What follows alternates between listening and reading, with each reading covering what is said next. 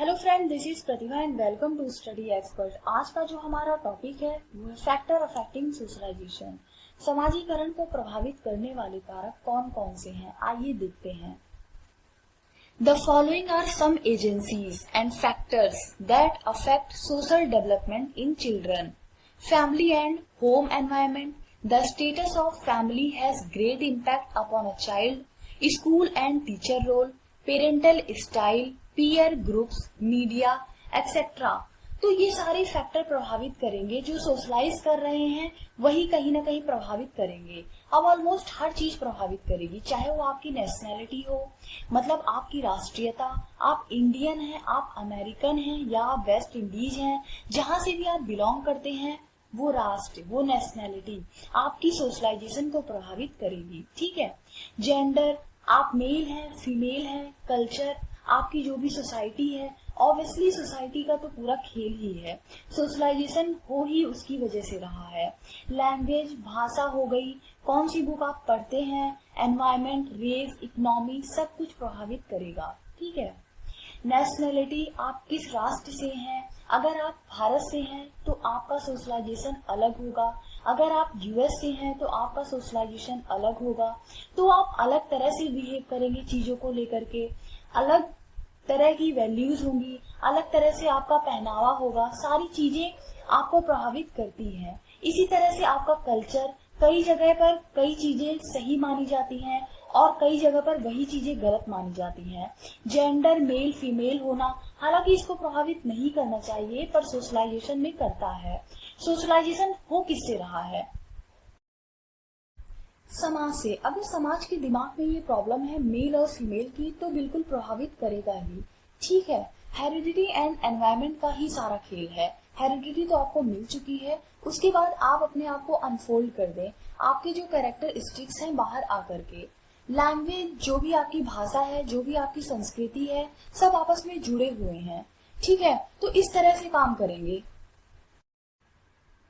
अब जेंडर से एक और चीज आ जाती है जिसको हम थोड़ा समझ लेंगे। जेंडर कॉन्स्टेंसी एक वर्ड आपने सुना होगा, जिसकी बात कोलबर्ग ने की थी। अपनी मोरल डेवलपमेंट में नहीं बट अलग से 2 से 7 वर्ष में बच्चा ये समझने लगता है कि जो उसका सेक्स है, जो उसका जेंडर है, बेसिकली वो क्या है, इरिवर्सिबल है। ठीक है। परिवर्तनशील नहीं है। ओके, परिवर्तनशील नहीं है। जो अर्ली चाइल्डहुड है वहां पर ये चीज समझ जाएगा। तो सबसे ज्यादा जो इम्पोर्टेंट एज है सोशलाइजेशन के लिए, मोस्ट क्रूशियल, जिस पर क्वेश्चन भी आता है, वो क्या है? आपका अर्ली चाइल्डहुड है। क्यों? क्योंकि जितनी भी चीजें हैं, एक तो बच्चा क्या है, समाज में जा रहा है, बाहर पहली बार वो घर से निकलता है। प्री स्कूल एज इसको हम कह देते हैं, प्री गैंग एज भी इसको हम कहते हैं। वहां पर क्या होगा, इंटरेक्शन में आएगा वो। अब उसने ये समझ लिया है कि ये लड़का है और मैं लड़की हूँ, डिफरेंट जेंडर है ये, उसने समझ लिया। अब इस सिचुएशन में उसको पता है कि मेरे जो कपड़े हैं, मेरा जो रोल है, मेरी जो बातचीत करने का तरीका होगा, मेरे जो सेंटेंसेस होंगे, उनमें डिफरेंस होगा। ठीक है। तो ये जेंडर कॉन्स्टेंसी आ जाती है 2 से 7 वर्ष में।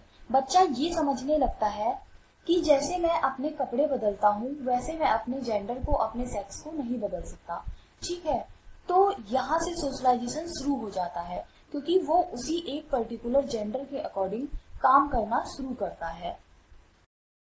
फॉर एग्जाम्पल, जैसे कोई बच्चा अपनी मम्मा को देखता है कि मम्मी ये काम कर रही हैं, घर का काम कर रही हैं, पापा ऑफिस जा रहे हैं, तो बच्चा वहां से धारण कर लेता है कि लड़कियां ऐसे करती हैं, अच्छा लड़के वैसा करते हैं। या फिर कई बार समाज उनके ऊपर ये चीजें जबरदस्ती डालता है कि यू शुड बिहेव इन अ वे, और आपको कपड़े उस तरह से पहनने चाहिए और ये सब चीजें। हालांकि हम कोशिश क्या करेंगे कि एजुकेशनल इम्प्लीकेशन में समझेंगे कि ध्यान रखें इस सिचुएशन में, ताकि बेहतर सोशलाइजेशन हो सके। ठीक है। स्टेजेस पर आ जाते हैं। बहुत ज्यादा रोल तो नहीं है, फिर भी आपको पता होना चाहिए। मेन स्टेजेस की बात करेंगे जिसका रोल है इसमें। Stages of socialization. 3 significant stages determine the process of socialization. First है हमारा इन्फेंसी। इसका टाइम पीरियड क्या होता है? 0 से 2 वर्ष। इन्फेंसी में बहुत ज्यादा सोशलाइजेशन नहीं होगा, पर हाँ शुरू हो जाएगा। ठीक है, बच्चा बहुत सारी एक्टिविटी करना शुरू कर देगा, थोड़ा थोड़ा इमिटेशन शुरू कर देगा। तो क्या है, यहाँ से शुरुआत हो जाएगी, स्टार्ट हो जाएगा जन्म के बाद। ठीक है, सेकंड है हमारा चाइल्डहुड। इसमें दो चीजें हैं, अर्ली चाइल्डहुड और सेकंड है हमारा लेटर चाइल्डहुड। अर्ली चाइल्डहुड को हिंदी में क्या कहेंगे, पूर्व बाल अवस्था, और इसका टाइम पीरियड क्या होता है, 2 से 6 वर्ष। लेटर चाइल्डहुड को हिंदी में क्या कहेंगे, उत्तर बाल अवस्था, और इसका टाइम पीरियड क्या होता है, 7 से 11 वर्ष।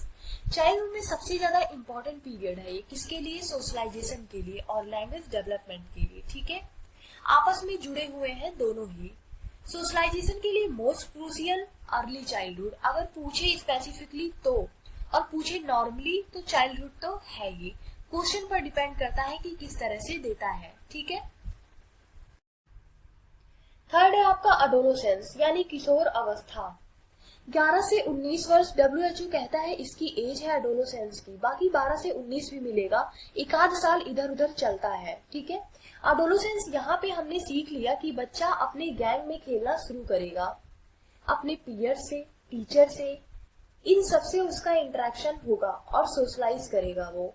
ठीक है, मीडिया का भी प्रभाव पड़ेगा। अडोलोसेंस में क्या है, अडोलोसेंस में बहुत ज्यादा हार्मोनल चेंजेस है, फिजिकल चेंजेस है, हर प्रकार का चेंज है, तनाव और तूफान दोनों है। तो यहाँ पर उसका अलग प्रकार से सोशलाइजेशन होगा।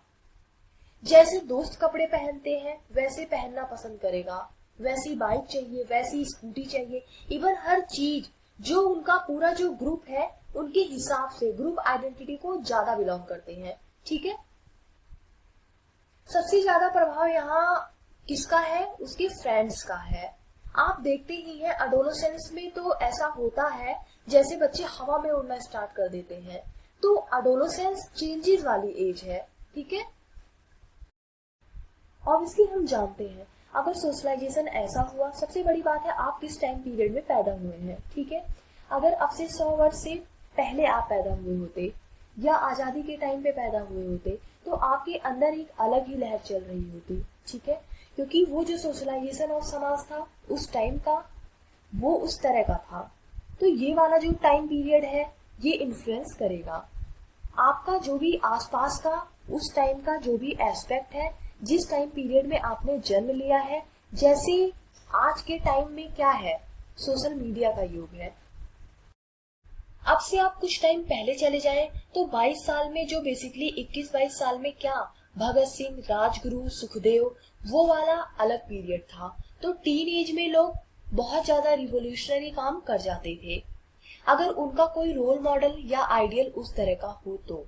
ये बनने और बिगड़ने दोनों की अवस्था है, ये हमने डिस्कस किया हुआ है। ठीक है,